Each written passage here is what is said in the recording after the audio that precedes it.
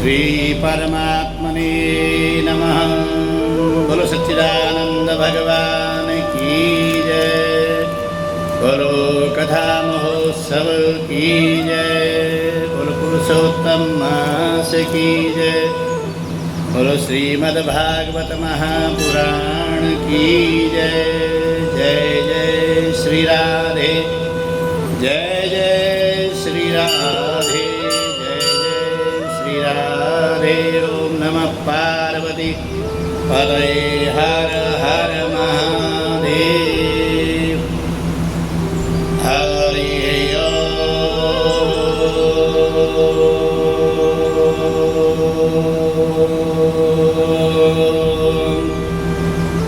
लंबोदरं परमसुन्दरमेकदन्तं पीताम्बरं त्रिनयनं परमं पवित्रम् उद्यन्दिवाकरनिभोज्ज्वलकान्तिकान्तं विघ्नेश्वरं सकलविघ्नहरं नमामि। देवी प्रपन्नार्तिहरे प्रसीद प्रसीद मातर् जगतोऽखिलस्य। प्रसीद विश्वेश्वरि पाहि विश्वम्।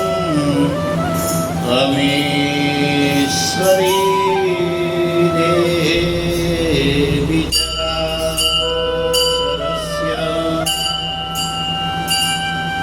ध्येयं सदा परिभवग्नमभीष्टदोहम्।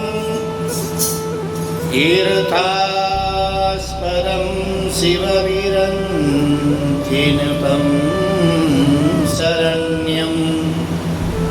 प्रत्यार्तिहं प्रणतपालभवाब्धिपूतं। वन्दे महापुरुषते चरणारविन्दं। त्यक्त्वा सुदुस्तरसुरेप्सितराज्यलक्ष्मी। धर्मेष्टार्यवचसा यदगादरण्यं। मायामृगं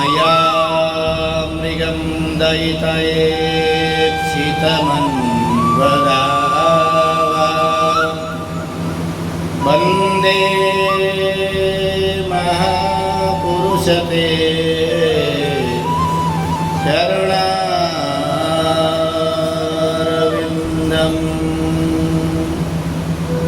वंशी विभूषितकरा नवनीरदावा। पीताम्बरादरुणबिम्बफलाधरोष्टा। पूर्णेन्दुसुन्दरमुखा नरवेन्द्रनेत्रा। कृष्णात् परं किमपि तत्त्वमहं न जाने। नारायणं नमस्कृत्य नरं चैव नरोत्तमं। देवीं सरस्वतीं व्यासं ततो जयमुदीरये। श्री सीता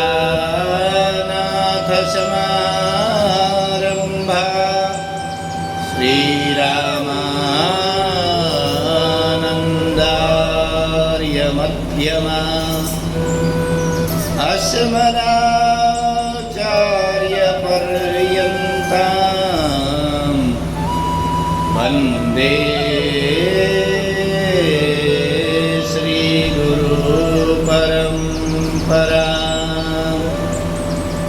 वन्दे श्रीगुरुपरम्परां यस्यां केच विभाति भूधरसुता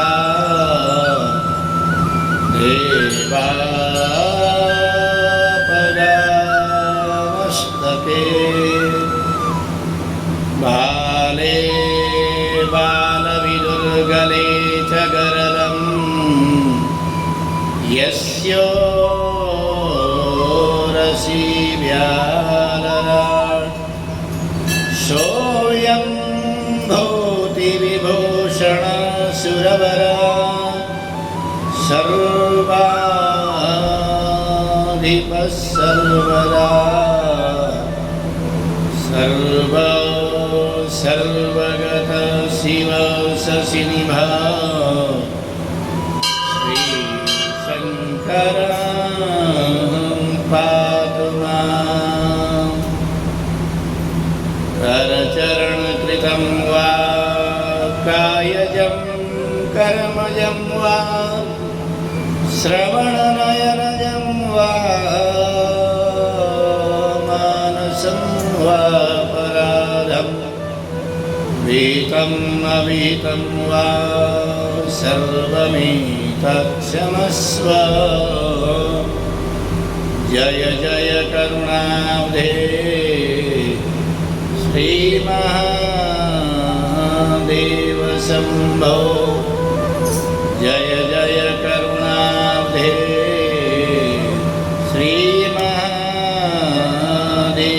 शम्भो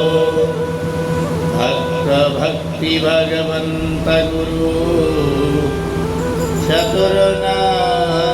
चतुर्नाम बपुए तिनके पदवंदन किए ना सही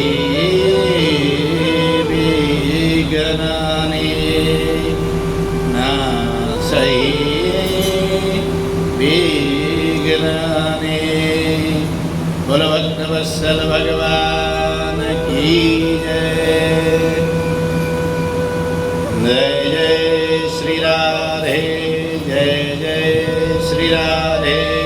ओम नमः पार्वती पदये हर हर महादेव। भगवान के नाम संकीर्तन के साथ आज कथा में प्रवेश करेंगे। श्रीमन्नारायण नारायण नारायण भगवन्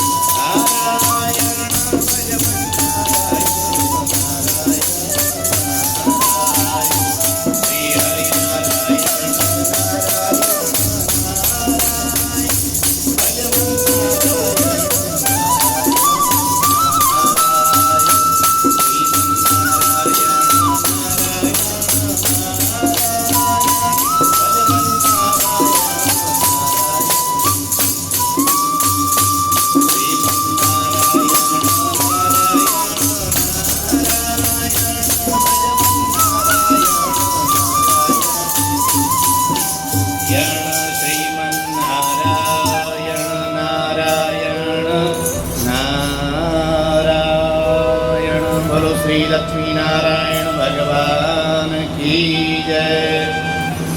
नंदस्त्वात्मज उत्पन्ने जाता लादो महामना आहूय विप्रान् वेदज्ञान् स्नात शुचिरलङ्कृत वाचयित्वा स्वस्तयनं जातकर्मात्वचस्य वै कारयामास विधिवत् पितृदेवार्चनं तथा धेनूनां नियुते प्रादाः विप्रेभ्यः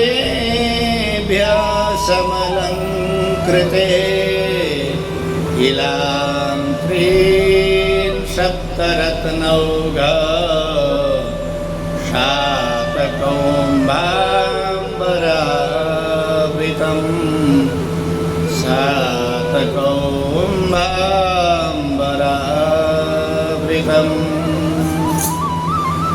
परम मंगलमय परात्पर परम अखिलेश्वर अकारण करुणा वरुणालय तड़ित पीतांबरधारी भक्तवांछा कल्पतरु भगवान श्री बालकृष्ण लाल की वाङ्मय प्रतिस्वरूपा भगवान श्री कृष्ण जी का साक्षात मूर्तिमंत विग्रह श्रीमद् भागवत महापुराण कथा यज्ञ में मासिक कथा यज्ञ में आज हम 25वें दिवस में प्रवेश कर रहे हैं।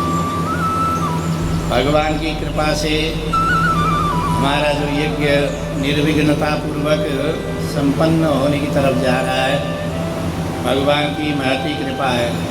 तो सुखदेव जी वर्णन करते हैं कि नंदस्त्वात्मज उत्पन्ने जाता लादो महामना। भगवान की जो उत्पत्ति है वह कहाँ होती है का, जहाँ महामना, महामना मतलब है जिसका मन प्रियद हो, जिसका विशाल हृदय हो।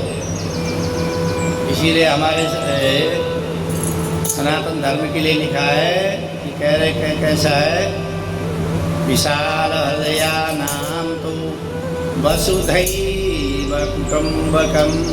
ये जो वसु था, जो जिसको पृथ्वी कहते हैं, यह वसु पूरा ही हमारा कुटुंब है।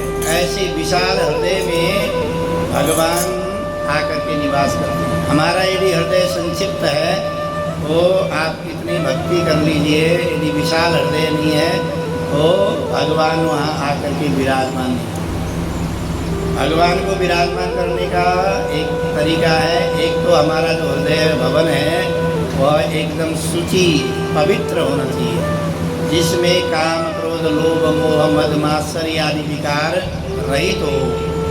फिर कहा कि हृदय कैसा हो, विशाल हो। विशाल हृदय में ही भगवान का। तो नंद बाबा के घर में भगवान तभी आए जब वो कैसे हैं, महामना। उनका जो मन है वो महाबृहद है, बहुत बड़ा मन है।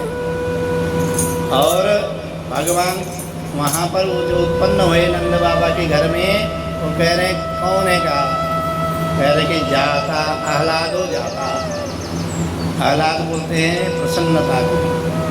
मूर्तिमंत प्रसन्नता, मूर्तिमंत खुशी ही भगवान के रूप में प्रकट हो गई।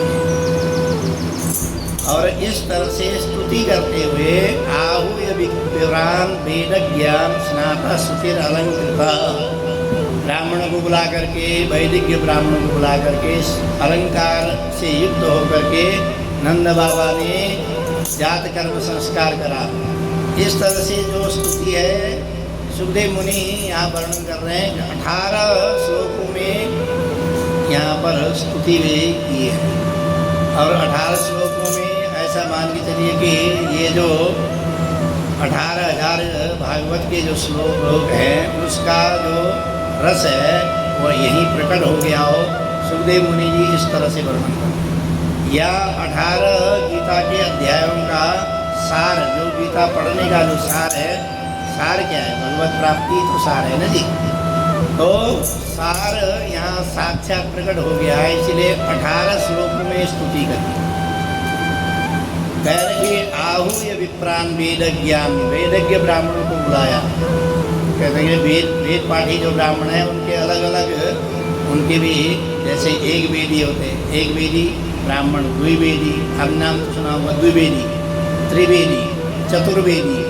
ऐसे जो एक वेदी ब्राह्मण होते हैं उनको उपाध्याय बोलते हैं, जिनको आचार्य बनाया जाता है। उपाध्याय जो ब्राह्मण है सबसे अग्रणी ब्राह्मण माने जाते हैं। इसीलिए यहाँ पर कह रहे हैं कि एक वेदी, द्विवेदी, त्रिवेदी, चतुर्वेदी, इस तरह से ब्राह्मणों को बुलाया और जात कर्म संस्कार कराया। जो संस्कार है जो कल भी हम वर्णन कर रहे थे, जात कर्म संस्कार कराया और धेनु नाम नियुते प्रादात 2 लाख गैया दान करके।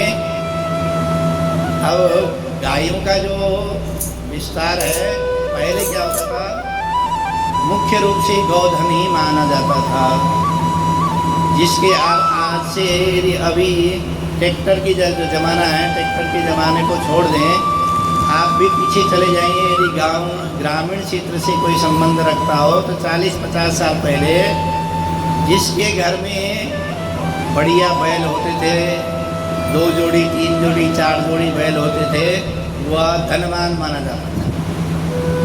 और ये जो नंद जो उपाधि है, नंद उपाधि है, जैसे बोलते ना आपके घर, आपके गांव का प्रधान कौन है, गांव में प्रधान चलता है, सचिव कौन है, ऐसे ये जो उपाधि है, नंद जो है उपाधि मानी।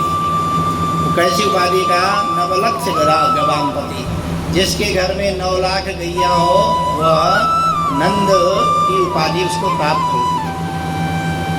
और जिसके घर में 10 लाख गाय हो, कह रहे 10 लक्ष गवामपति वृषभानु, जिसको राधा रानी के पिताजी का नाम वृषभानु हम लोग उच्चारण करते हैं, वृषभानुनंदनी कहते हैं।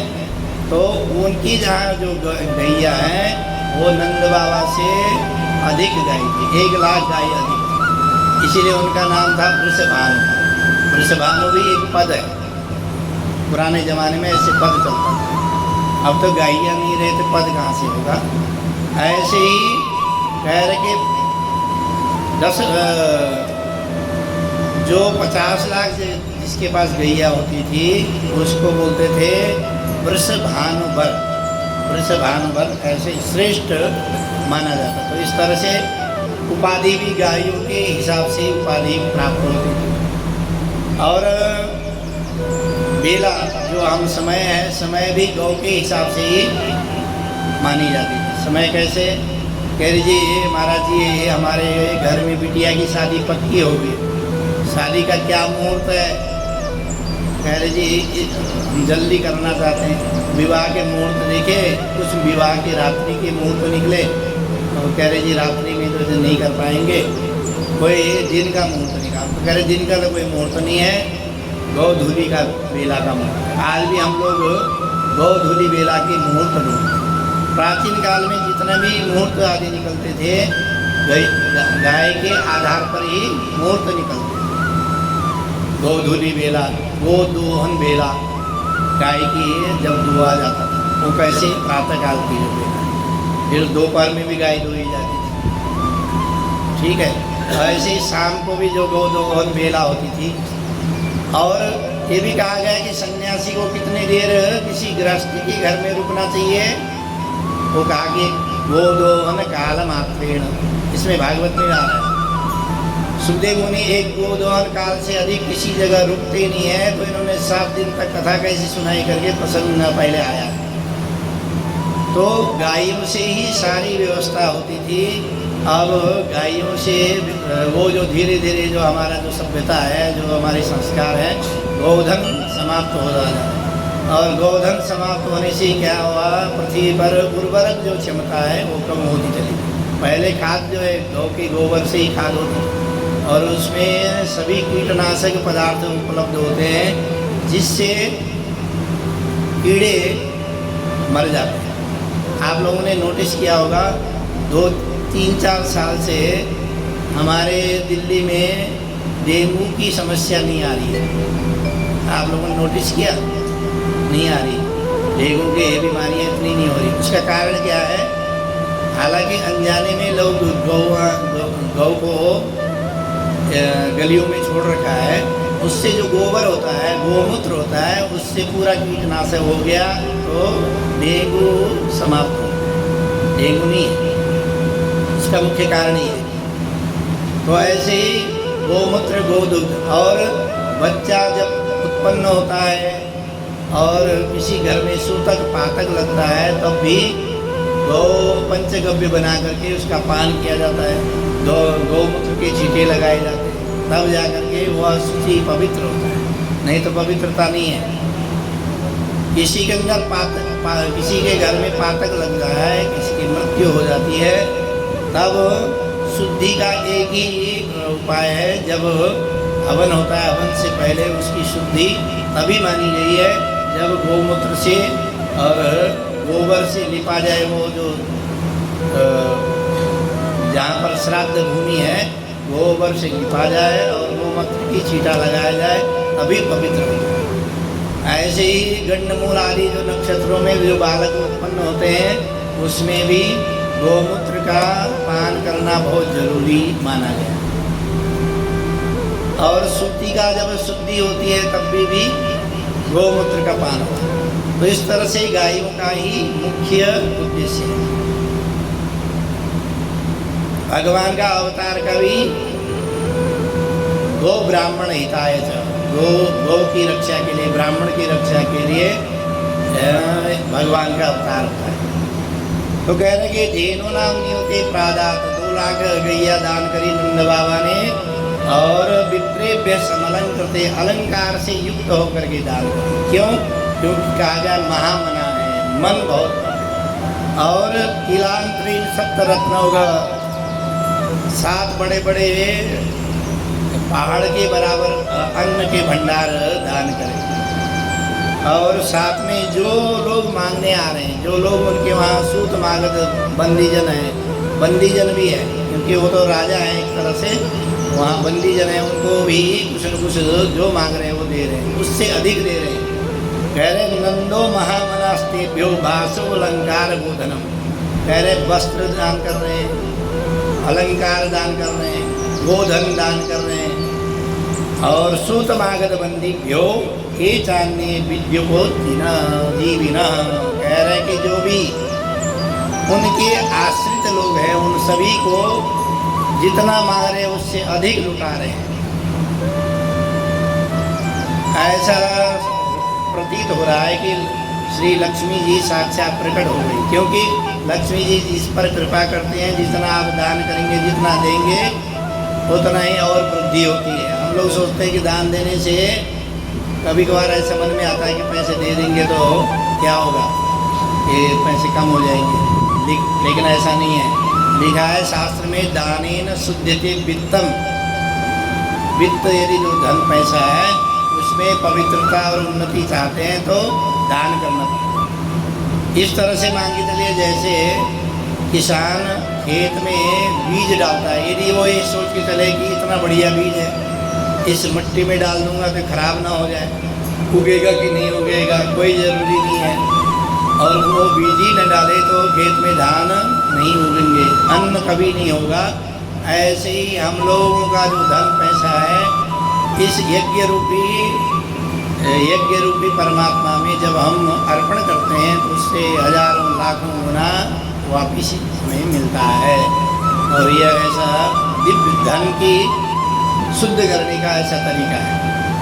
तो कह रहे हैं ऐसे है कि, और इसके साथ ही वो कह रहे हैं रोहिणी जी, अब कुछ स्त्रियों के बारे में बताया गया है कि जो प्रोत्सिक भर्तिका है उनको कुछ चीज़ों के लिए निषेध है।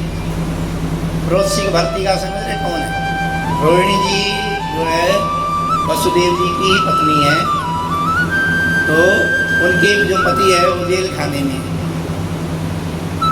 जिसका पति विदेश गया हो, जिसका पति देश की सुरक्षा के लिए गया हो, जिसका पति जेल में पड़ा हो, उसके लिए कुछ चीज़ों का निषेध बताया गया है।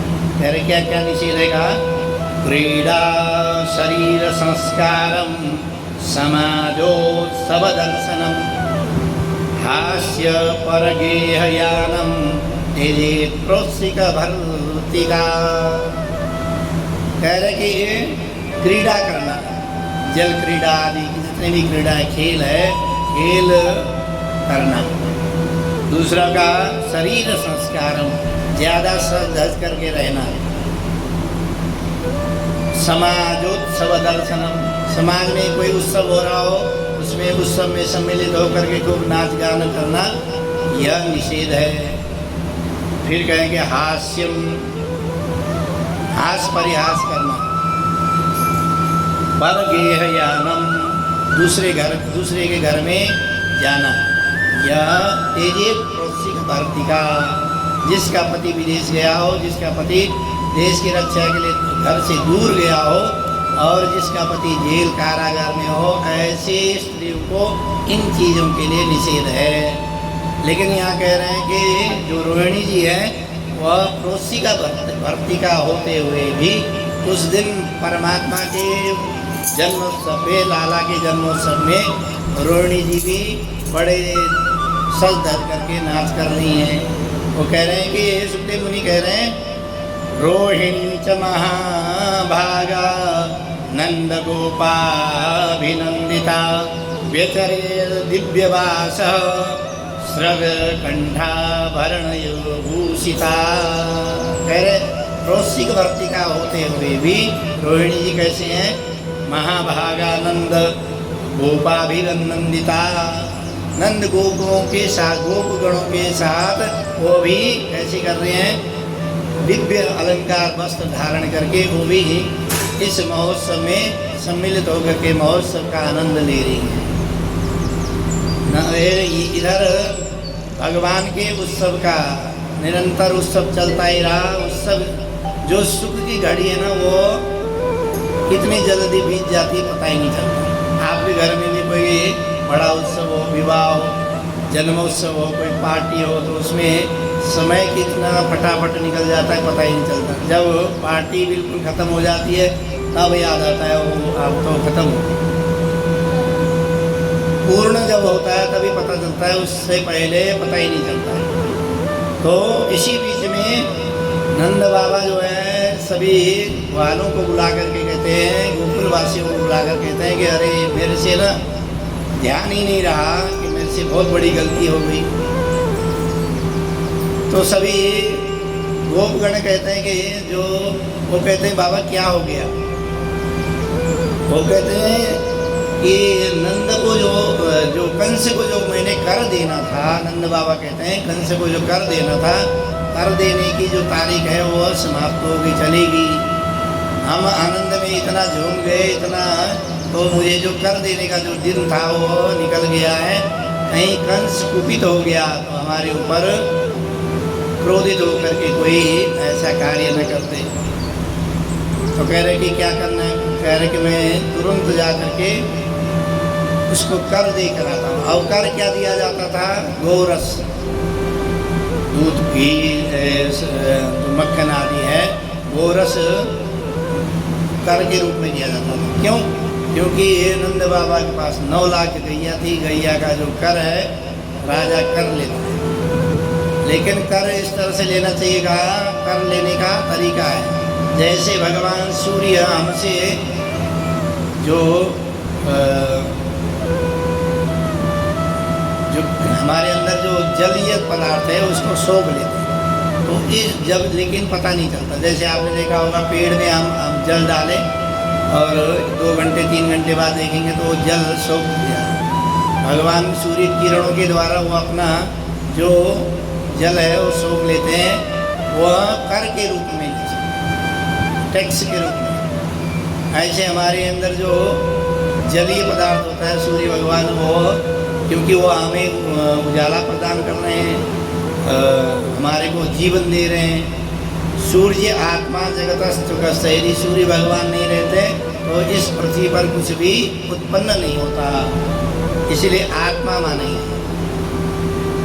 ऐसे ही जो है जो राजा है, राजा को बिना पता चले ही कर लेना चाहिए, प्रजा को पता नहीं चलना चाहिए कि कर कैसे दिया जाए। तो ये जो हम लोग GST आदि देते हैं, ये हमें दुख होकर के देना पड़ता है। जब दुखी होकर के हम जब कर देते हैं तो फिर कहीं न कहीं राजा को पाप की भागीदारी बनना पड़ता है। तो इसीलिए कर जो है अदृश्य रूप में कर लेना चाहिए, लेकिन वो कंस जो है प्रत्यक्ष रूप में कर लेना, कह रहा है कि लाओ हमारे को दो। और उस गोरस से, जो गाय का जो धन है, गोरस से क्या कर रहे हैं, अपने जो अनुयायी हैं, जो राक्षस गण हैं, उनको उनका भरण पोषण हो रहा है। तो यहाँ सुखदेव जी कहते हैं कि नंद बाबा ने बोला कि तुम लोग ये लाला भी तुम्हारा ही है, और ये जो आनंद का उत्सव जो मन रहा है, उत्सव लगातार मनाते रहिए, आनंद का उत्सव बंद मत कीजिए, मैं जल्दी ही कर दे करके वापिस आता हूँ। गोपान गोकुल रक्षायाम निरूप्य मथुरां गतः नंद कंसस्य वार्षिक्यं करं दातु कुरुद्वः। हे कुरुद्वः मतलब हे परीक्षित, नंद बाबा कंस को कर देने के लिए कहाँ गए का, मथुरां गता, मथुरा गए, और गोपगणों को गोकुल की रक्षा के नियुक्त करके वो मथुरा में गए। और वो मथुरा में जब गोरस देने के लिए गए, जैसे ही कंस के दरबार से बाहर निकल रहे थे तो वसुदेव जी मिल गए। वसुदेव जी से आपस में चर्चा कर रहे हैं, तो वसुदेव जी कह रहे हैं कि देखो तुम्हारे घर में लाला हुआ है, तुमने मुझे बुलाया नहीं, और हमें तो बड़ी प्रसन्नता हुई तुम्हारे घर में लाला हुआ। तुम 90 साल के हो गए थे तब जाकर के तुम्हारे घर में लाला हुआ, मुझे तो बहुत प्रसन्नता हुई। तो नंद बाबा कहते हैं कि मैं तो इसीलिए भूल नहीं पाया तुम्हारे को, क्योंकि तुम्हारे 8 संतानों को, 6 पुत्रों को इस दुष्ट पापी ने मार दिया, और एक बिटिया को भी मार दिया, ऐसा मैंने सुना था। इसीलिए मैं तुम्हारे से कुछ बोल ही नहीं पा रहा। दोनों आपस में एक दूसरे की दुख की ही चर्चा कर रहे हैं। दुख ऐसे इसीलिए लिखा है, मित्र को दूसरे का दूसरा जो मित्र है उसका दुख जो है गिरी के समान, पर्वत के समान मानना चाहिए। अपना दुख जो है कण के समान, धूल कण के समान ऐसा मानना चाहिए। तो जैसे ही उनकी आपस में चर्चा हुई तो उसके बाद वसुदेव जी कहते हैं कि देखो तुम तो यहाँ मथुरा में घूम रहे हो, और मैं ज्योतिष का भी जानकार था। तुम्हारे जो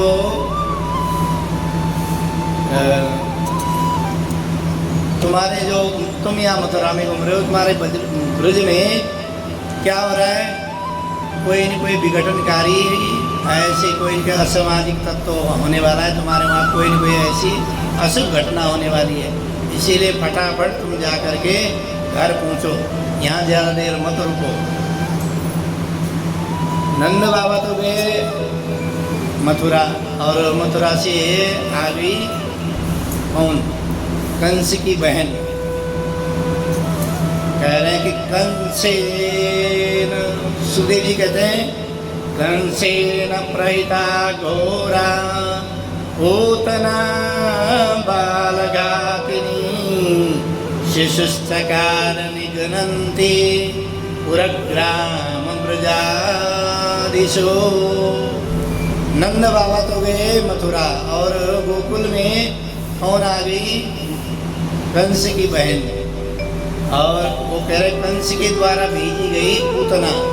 और वो पूतना क्या करती हुई आ रही है कि अपने स्तनों में विष पान कराती हुई सभी बच्चों को मारती हुई ऐसी बाल घातनी पूतना कहाँ पहुँच गई, गोकुल में पहुँच गई। और जैसे गोकुल में उसने देखा कि नंद बाबा के वहाँ उत्सव हो रहा है, नंद के आनंद भव जय कन्हैया लाल की वहाँ उत्सव मनाया जा रहा है, तो उसने सोचा कि इस घर में भी कोई न कोई पूत हुआ है। कोई पूत बोलते हैं, पूत दो वाक्य है। पूत का अर्थ जो होता है वो दो है। एक तो पूत का अर्थ होता है पवित्रता, पवित्रता को पूत कहा जाता है। दूसरा है पूत का अर्थ है संतान, पुत्र। तो उसने भी देखा कि किसी के घर में ये आनंद उत्सव मनाया जा रहा है, इसका मतलब किसी घर में पूत हुआ है और मेरा नाम है पूतना। नाम मतलब नहीं, जो जिस के पुत्रों को समाप्त करती है, ऐसी मेरा नाम है। या ये कह सकते हैं कि पूतना जो पवित्र नहीं है, अपवित्र है, मेरा नाम है पूतना और ये किसी के घर में पूत हुआ है। तो जैसे वहाँ यशोदा मैया के वहाँ सभी लोग जो गोपियाँ झुंड बना करके बधाई देने जा रही हैं, उन्हीं गोपियों के बीच में पूतना भी बड़ी छैल छबीली सुंदर बन करके उनमें सम्मिलित हो गई और उनसे भी सुंदर, क्योंकि बनाया हुआ जो बनावटी जो सुंदरता है वह और अधिक होती है। आपने देखा होगा आजकल जो विवाह में जो कितनी काली हो उसको एकदम गोरा बना दिया जाता है। आजकल ऐसे बाहर प्रोडक्ट हैं, बिल्कुल गोरी चिट्टी हो जाएगी, हाथ पैर भी गोले कर दिए जाते हैं। और तो ऐसे ही जो, लेकिन 5-7 दिन बाद पता चलता है कि हमारी बहू कौन सी है। तो ऐसा है, तो वो एकदम सुंदर छबीली छैल छबीली बन करके गोपियों के साथ झुंड में सम्मिलित हो गई। सुखदेव जी कह रहे हैं ऐसी लग रही थी जैसे श्रीदेवी साक्षात प्रकट हो गई। श्रीदेवी का मतलब समझ रहे हो? यहाँ कह रहे हैं गोप्य श्रियम दृष्टमिवागतिम पतिम, कह रहे कि श्री लक्ष्मी वैकुंठ धाम से जो श्री लक्ष्मी है और अपने पति से मिलने के लिए स्वयं ही प्रकट हो गई। इतना सुंदर रूप उसने धारण कर लिया। श्रीदेवी का अर्थ ये नहीं है, श्रीदेवी का अर्थ ये है कि लक्ष्मी जी, तो साक्षात लक्ष्मी के समान। तो उन्हीं झुंड में जाकर के जब गोपियाँ बधाई दे रही हैं मैया को, मैया बधाई हो, ऐसे ये भी जाकर के कहती है मैया बहुत बहुत बधाई हो। मैंने तो जैसे ही सुना कि तेरे घर में लाला हुआ है तो मैं तो भागी भागी चली आई तुझे बधाई देने के लिए। तो यशोदा मैया सोचती है कि ये तो मैंने पहली बार देखी, इतनी सुंदर जो है मेरी बहन कहाँ से आई। जब बहन बोल रही है तो हो सकती बहन ही होगी। वो माता यशोदा शंका भी कर रही है कि ये कोई कौन है, मैं तो पहचानी नहीं। लेकिन क्या होता है कि यदि भीड़ में कोई आपको बधाई दे कोई, तो हम लोग भी तुरंत कहते थैंक यू इस तरह से बात करते हैं। वैसे ही यशोदा मैया भी बीच में टोकना नहीं उसे। हाँ, कोई जिसकी प्रवृत्ति ऐसी होती है कि दूसरे को नीचा दिखाने की, वो तो पूछ भी ले हमारे तो कौन है। लेकिन यशोदा मैया कैसी है? यशोदा यश देने वाली है, तो दूसरे को अपयश नहीं करने वाली, यश देने वाली ऐसी माँ है। तो उसने भी कहा कि हाँ बहन, बस तुम लोगों के आशीर्वाद से यह मुझे सुख मिला है, इस उम्र में मुझे ये सुख मिला है। तो कहने लगे कि कहाँ है तेरा लाला, तो जिसको आशीर्वाद देने के लिए मैं आई हूँ, लाला को तो दिखा दे। तो मैया ने क्या किया कि उसको बताया कि वहाँ पालने में सोया हुआ है, और मैया तो और लोगों से वार्तालाप करने लगी। तो उसको पूतना कुछ समय मिल गया, पूतना जाकर के लाला की तरफ जाने लगी। भगवान पालने में लेटे हुए हैं, जैसे ही पूतना को अपनी तरफ आते हुए देखा तो कह रहे हैं कि सुखदेव जी कह रहे हैं विबुध्यतां तां बालकमारिका गृहं चराचरात्मा सनिमीलते क्षणः, चराचरात्मा सनिमीलते क्षणः। उसी समय भगवान ने आँख बंद कर दी। अब ये आँख क्यों बंद करी? एक संत कहते हैं कि आँख इसलिए बंद करी क्योंकि पूतना जब आ रही है तो भगवान ने ये सोचा कि हम लोग मेरा जो जन्म है वो इसलिए हुआ है, मेरा अवतार इसलिए हुआ है शत्रुओं का संहार करने के लिए, विनाशाय दुष्कृताम। इसके लिए जो दुष्कृत लोग हैं, जो राक्षस गण हैं, उनके विनाश के लिए ही मेरा जन्म हुआ है, मेरा अवतार हुआ है। तो पहला ही यहाँ पर पूतना पहले मेरे पास आ रही है तो सबसे पहले पूतना का ही श्री गणेश किया जाए। तो वो कह रहे हैं कि आंख बंद कर दी, आंख इसलिए बंद करी कि गणेश जी महाराज ध्यान कर रहे हैं, मंगलाचरण कर रहे हैं, ऐसा एक संत भाव प्रकट कर रहे हैं।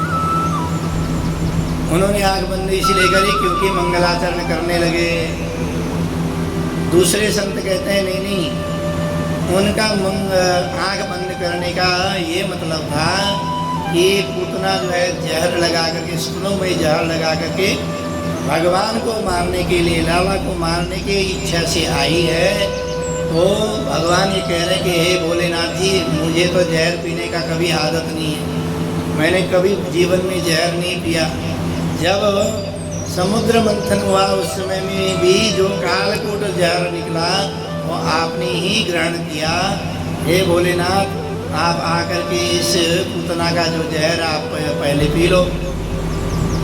तो भगवान श्री शंकर जी का ध्यान कर रहे हैं, ऐसा भाव एक संत प्रकट करते हैं। दूसरे संत कहते हैं नहीं नहीं, ऐसे भाव नहीं है। वो कह रहे हैं कि ये जो पूतना है यह राक्षसी है, राक्षसी जब रूप सामने आ जाएगा तो भगवान के सम्मुख जो है माया टिकती है, माया का प्रभाव जो है भगवान को नहीं होता, हम लोग माया ग्रसित होते हैं। विष्णुर माया भगवती ये सम्मोहितम जगत, सारे चराचर जगत को सम्मोहित करती है कौन? वो विष्णु की माया रूपी भगवती, वो सभी चराचर जगतों को सम्मोहित करते हैं। तो जो भगवान ने आँख इसलिए बंद कर दी, यदि मैंने आँख खुली रखी तो माया मेरे सामने टिकेगी नहीं, इसका असली रूप प्रकट हो जाएगा। और असली रूप प्रकट हो गया तो ये राक्षसी है। तो यहाँ जो लोग नंदोत्सव मना रहे हैं, यहाँ पर उत्सव मन रहा है, उत्सव में खलल डल जाएगी। इससे अच्छा ये है कि आँख ही बंद कर दो। तो एक संत ऐसे कह रहे हैं कि आँख इसीलिए बंद करी है। दूसरे संत एक कहते हैं कि वो कह रहे नहीं नहीं, इसलिए आँख बंद नहीं करी है। वो कह रहे हैं कि आँख जो दृष्टि का पात्र न हो उसको दृष्टिपात नहीं करना चाहिए, देखना नहीं चाहिए, अच्छी चीज़ों को ले देखे। हमारे वेद भगवान ये कह रहे हैं, वेदों में मंत्र आता है भद्रं कर्णेभिः शृणुयाम देवा भद्रं पश्येम क्षभिर्जत्राः। वो कह रहे हैं कि दो जगह से हमारे हृदय में पाप प्रवेश करता है और दो जगह से ही पुण्य भी प्रवेश करता है। कौन सी दो जगह का?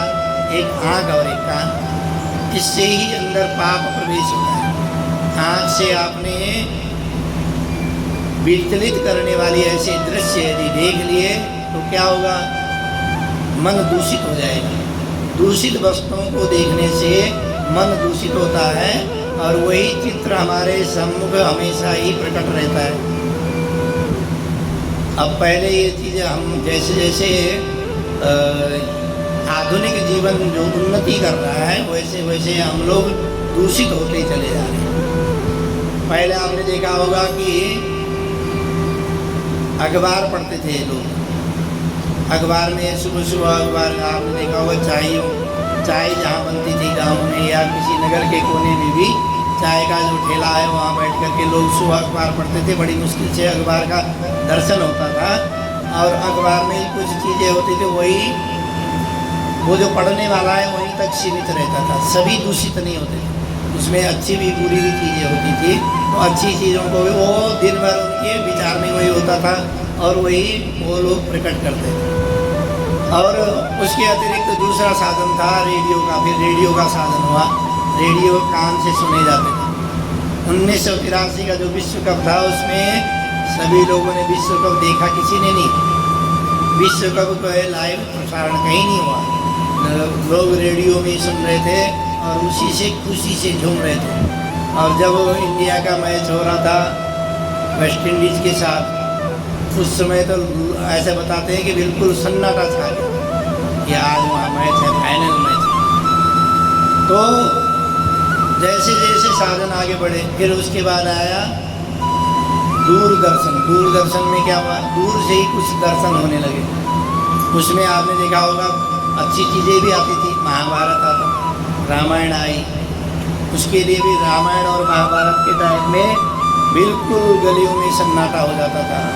हम लोग हरिद्वार में गुरुकुल में रहते थे तो वहाँ अंदर तो टीवी नहीं था, तो एक दूर दुकान में हम लोग महाभारत देखने जाते थे। दुकान के बाहर लंबी लाइन लगी, तो ऐसे ही दूरदर्शन, दूर से ही दर्शन हुआ। फिर उसके बाद तो देखिए चैनलों की बाढ़ आ गई।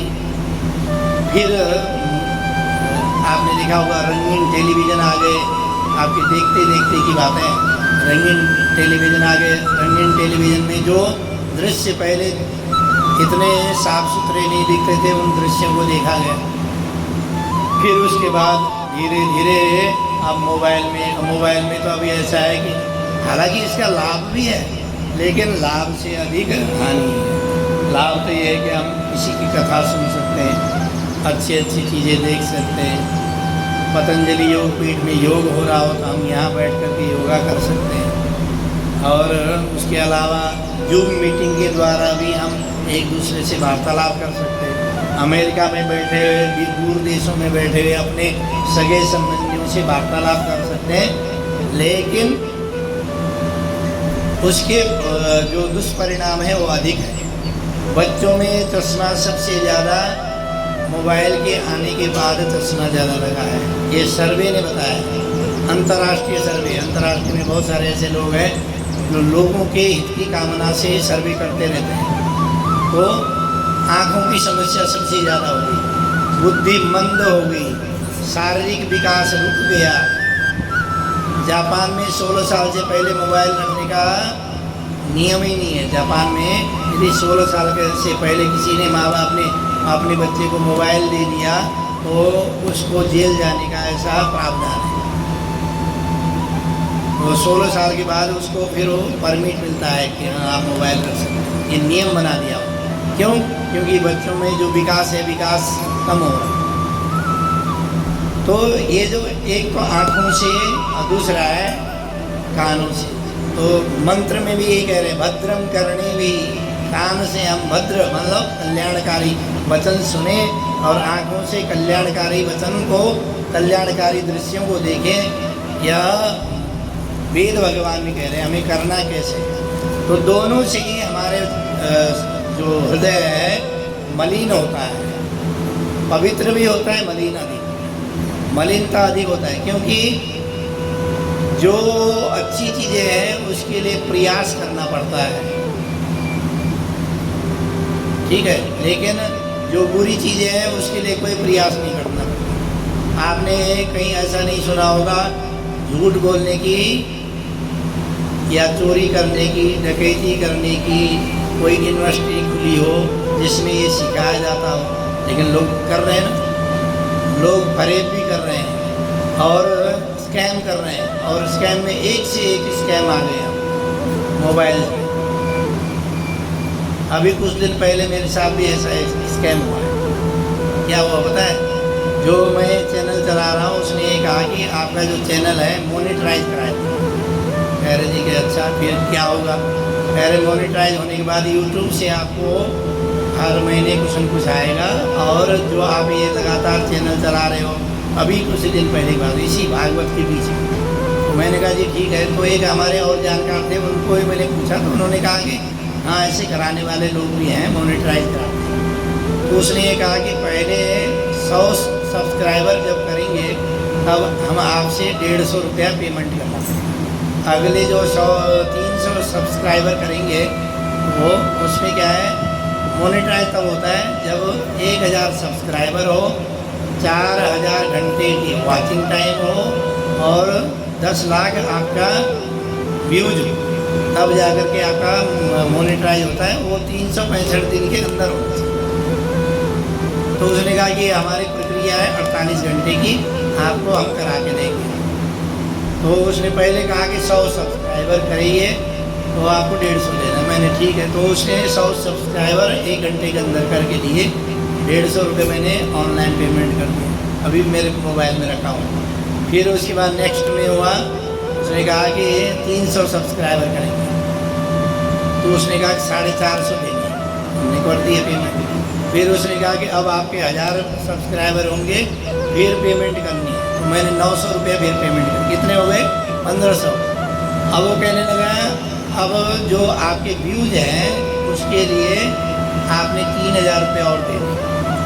मैंने कहा आपने तो पहले कहा था 3000 में ही आपका टोटल अमाउंट है।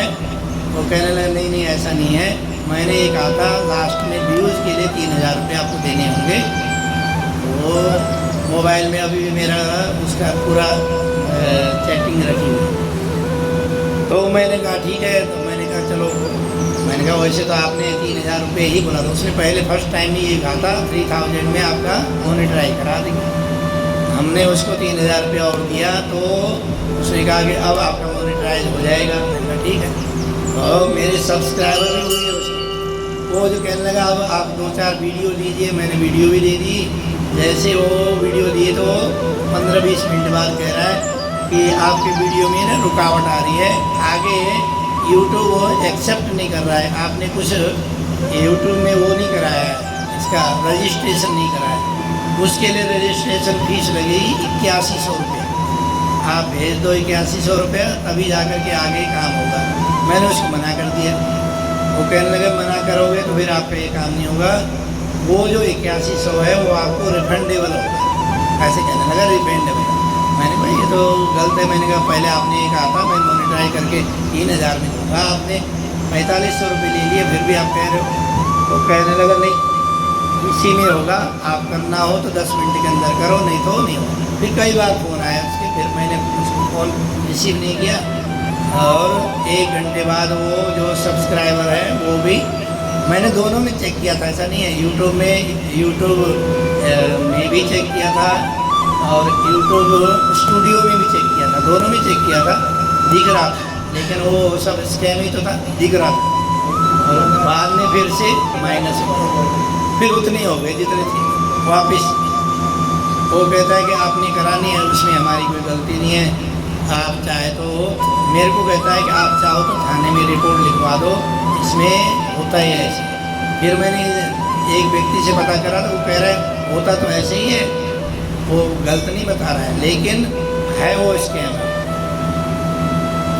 क्योंकि वो कह रहा है कि यूट्यूब ऐसे एकदम से, वो कहने लगे आपने बैकग्राउंड में जाकर चेक किया था।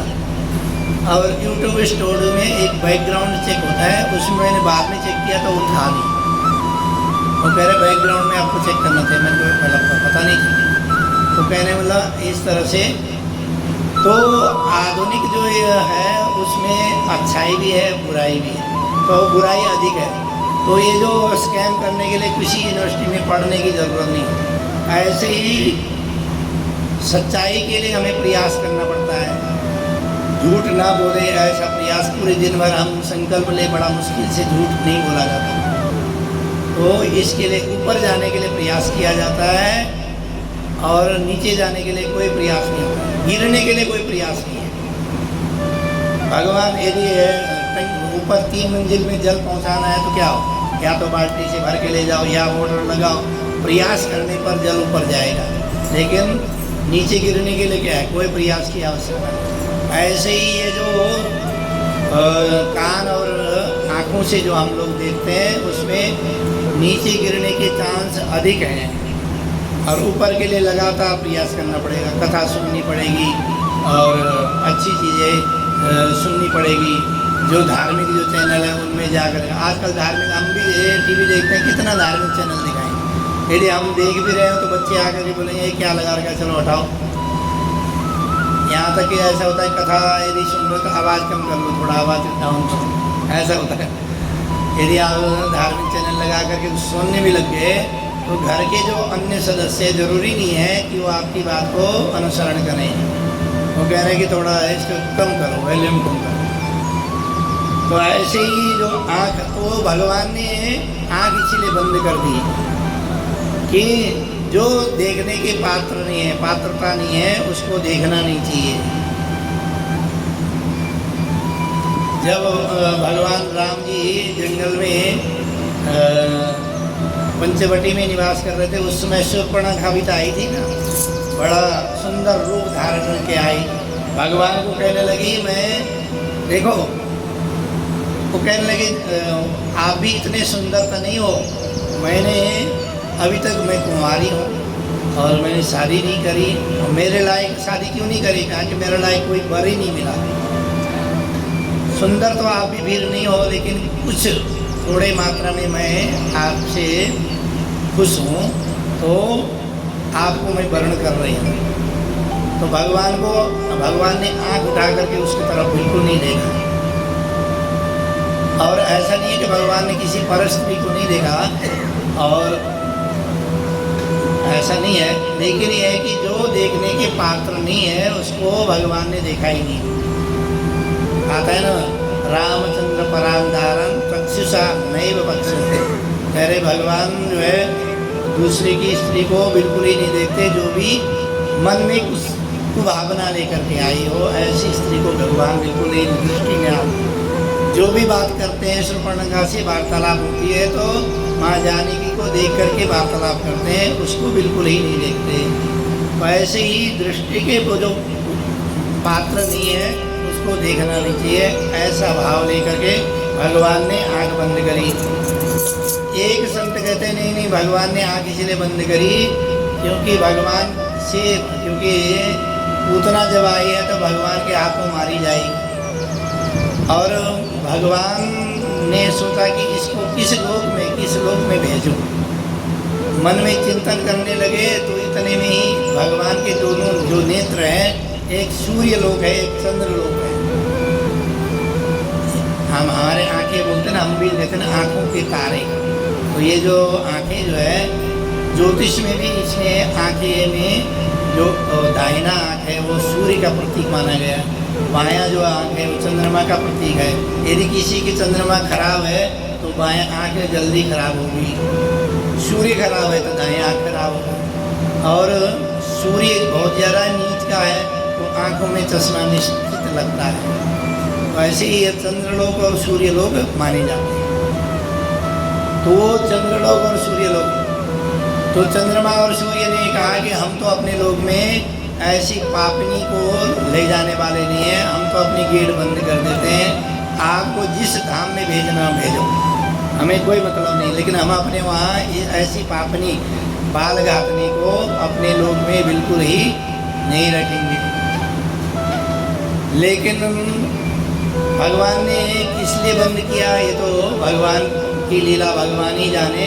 जैसे ही आँख बंद किए हुए बालक को देखा, भगवान प्रभु को देखा, तो पूतना ने क्या करा, तुरंत गोदी में उठाया और स्तन पान कराने लगी। भगवान ने पहले उसका जो विष, स्तनों में जो विष लगा था विष पान किया, फिर दुग्ध पान किया, फिर उसके प्राणों को ही पान करने लगे। वह जब दुग्ध पान करके प्राणों को पान करने लगे तो वह छटपटाने लगी। छटपटाती हुई कहती है, सा मुंच मुंचालमिति प्रभाषिणी निष्पीड्यमाना खिलजीवमर्मिणी। वो कह रहे मुंच मुंच, कह रहे छोड़ दे छोड़ दे।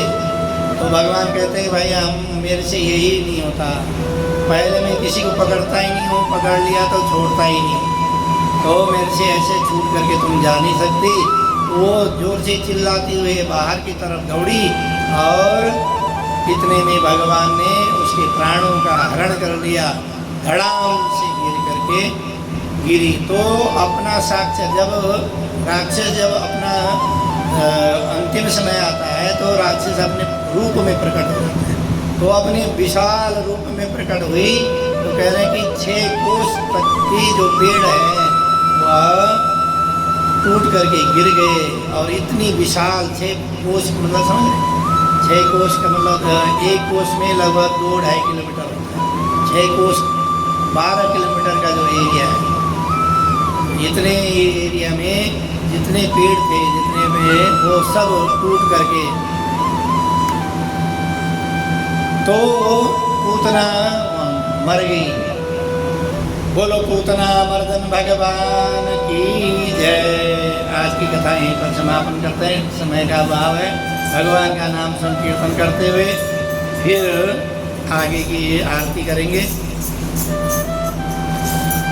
आधर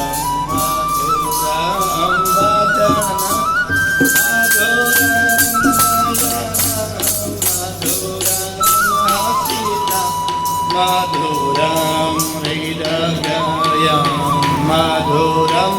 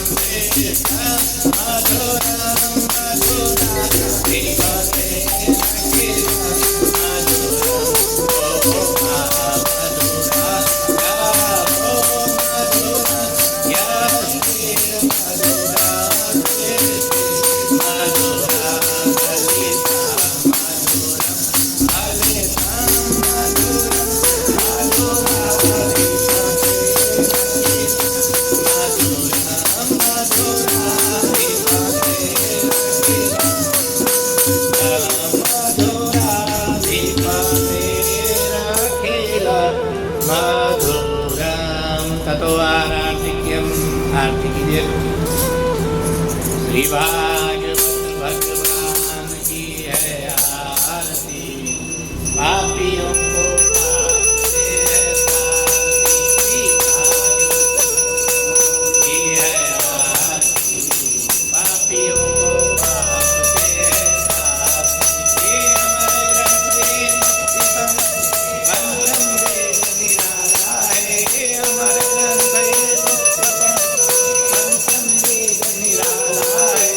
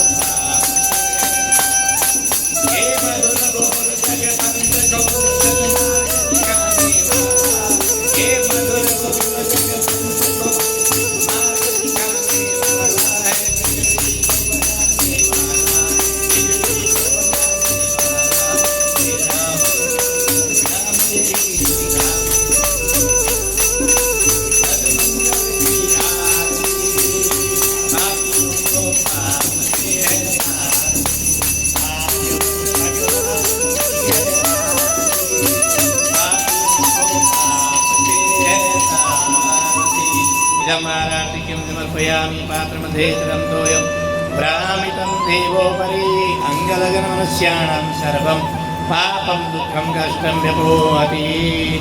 आरती ले लीजिए, जल का छींटा। ओम यो शांतिरंतरिक्षं शांति पृथ्वी शांतिराप शांतिरोगदय शांति वनस्पतय शांतिर्विश्वै देवा शांति ब्रह्म शांति सर्वं शांति शांतिरेव शांति सामा शांतिरेधि शांतिर्भवतु। फूल लेकर के प्रार्थना। ओम यज्ञेन यज्ञमय जन्तदेवास्तानि धर्माणि प्रथमानि आसन्न येन महिमानसञ्जत पूर्वे साध्या सन्ति देवाः नाना सुगन्धपुष्पाणि यथा कालो भवानि च पुष्पाञ्जलिमया दत्तं गृहाण परमेश्वर मंत्रपुष्पाञ्जलिं समर्पयामि नमस्करोमि। चार परिक्रमा। ओम हरे राम राम राम हरे हरे हरे कृष्ण कृष्ण कृष्ण हरे हरे हरे राम राम राम हरे हरे हरे कृष्ण कृष्ण कृष्ण हरे हरे हरे राम राम राम हरे हरे हरे कृष्ण